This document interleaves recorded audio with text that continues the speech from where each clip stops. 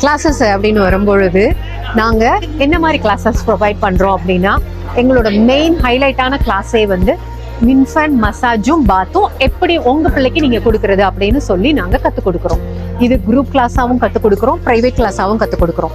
நீங்க நம்மளோட பாரம்பரிய முறையில பிள்ளைய எப்படி மசாஜ் பண்ணணும், உங்களோட பிள்ளைக்கு தகுந்த மாதிரி நாங்க உங்களுக்கு சொல்லி கொடுப்போம். இது நீங்க பிரெக்னெண்டா இருக்கும் போதும் எடுத்துக்கலாம், பிள்ளை பிறந்ததுக்கு அப்புறமும் நீங்க கூப்பிட்டு எடுத்துக்கலாம்.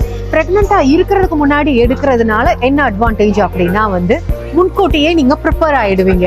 நாங்க அதை டால் வச்சு உங்களுக்கு சொல்லி கொடுப்போம். பிள்ளைய எப்படி தூக்கணும், பிள்ளைய எப்படி டர்ன் பண்ணணும், உங்களோட பிள்ளைக்கு எப்படி நீங்க மசாஜ் பண்ணணும், தலைக்கு எப்படி பண்ணணும்னு ஒவ்வொரு ஸ்டெப்ஸா சொல்லி கொடுப்போம். ஆனா சில பேருக்கு நிறைய மாற்று கருத்துக்கள் இருக்கு. என்ன மாதிரி அப்படின்னா வந்து மசாஜின பொழுது கையை பிடிச்சி இழுத்து பிள்ளைய அழ விட்டு ஏன் பண்ணணும் அப்படின்னு நிறைய பேரண்ட் மசாஜே வேணான்னு சொல்லிடுறாங்க. ஆனா நாங்க அந்த மாதிரி டெக்னிக் சொல்லி கொடுக்கறது இல்லை.